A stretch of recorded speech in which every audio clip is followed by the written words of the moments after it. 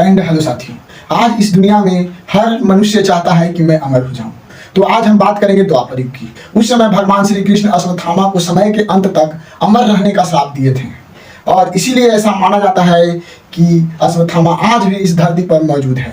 अब अश्वत्थामा के लिए तो अमर होना श्राप था, लेकिन वही बहुत से लोग आज भी अमर होने का ख्वाहिश रखते हैं, लेकिन अफसोस उनकी यह ख्वाहिश शायद कभी पूरी ना हो। 1 अगस्त 2024 को एनाटॉमी के एक महान वैज्ञानिक लियोनार्ड हेम्फ्लिक ने अपनी अंतिम सांस ली। हेम्फ्लिक ने 1960 में एक जबरदस्त डिस्कवरी की थी। उन्होंने पता लगाया था कि हमारी बॉडी का नॉर्मल सेल्स सिर्फ लिमिट नंबर ही डिवाइड हो सकता है, लेकिन वो जो हमारा बॉडी का जो नॉर्मल सेल है 40 से 60 बार डिवाइड हो सकता है, जिसे हम लोग हेम्फ्लिक लिमिट भी कहते हैं। क्या कहते हैं? हेम्फ्लिक लिमिट भी कहते हैं। हेम्फ्लिक लिमिट एक बायोलॉजिकल कॉन्सेप्ट है। क्या हेम्फ्लिक हमारी बॉडी की नॉर्मल सेल्स कितनी बार डिवाइड हो सकते हैं। ए लिमिट एक्सप्रोमोटली ए लिमिट 40 से 60 बार विभाजित हो सकती है।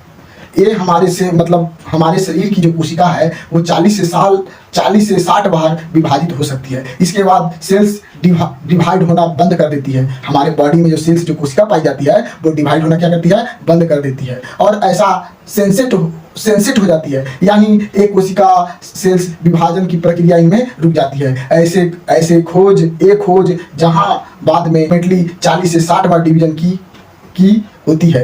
इसके बाद सेल्स डिवाइड होना बंद कर देती है और इसे सेंसेट हो जाती है, यानी कि ऐसी अवस्था में जहां सेल की विभाजन प्रक्रिया रुक जाती है। क्या होती है? रुक जाती है। एक खोज बाद में हेम्फ्लिक लिमिट के नाम से प्रसिद्ध हुई। हेम्फ्लिक लिमिट की डिस्कवरी 1960 में शुरू हुई थी। कब हुई थी शुरू? 1960 में शुरू हुई थी। लियोनार्ड हेम्फ्लिक जो उस समय Pennsylvania time university of Pennsylvania में रिसर्चर थे। क्या थे? रिसर्चर थे। उन्होंने इस कॉन्सेप्ट को डिस्कवर किया। उनकी इस ब्रेक थ्रू डिस्कवरी ने पूरी साइंटिफिक कम्युनिटी को शॉक कर दिया। क्या कर दिया? शॉक कर दिया। पहले कुछ साइंटिस्ट को यह विश्वास था कि इंसान को अमर बनाया जा सकता है। इससे पहले कुछ साइंटिस्टों को विश्वास था कि इंसान को क्या अमर बनाया जा सकता है।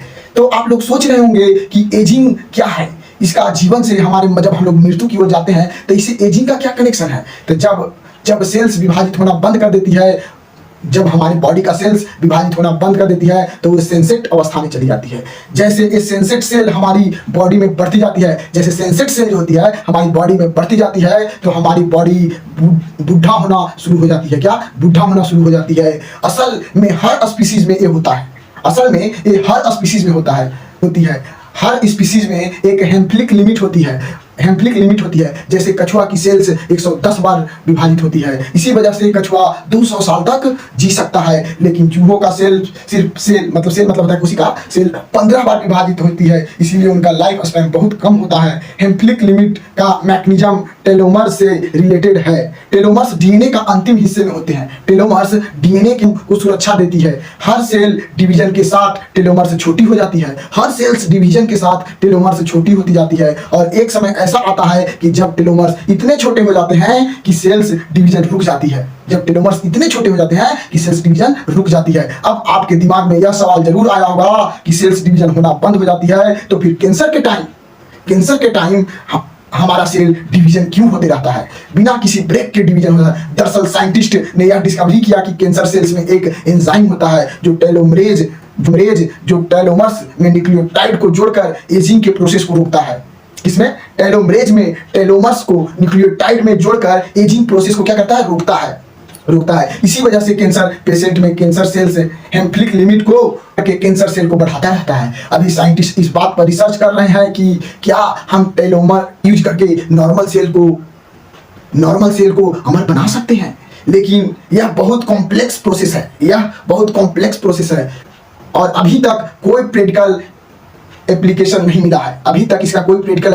मिला है। कुछ साइंटिस्ट ये एग्री करते हैं कि टेलोमरेज लॉस और हेम्फ्लिक लिमिट एजिंग के सिस्टम हैं कॉज।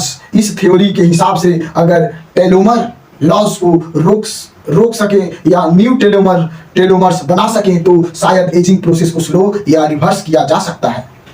समझे?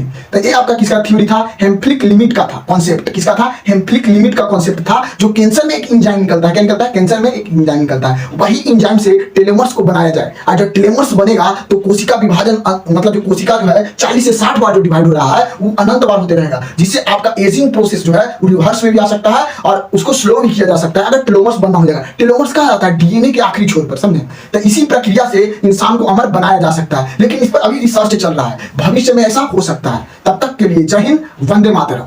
इस वीडियो को शेयर करें, लाइक करें और इसे नॉलेज का लुत्फ उठाएं। जय हिंद।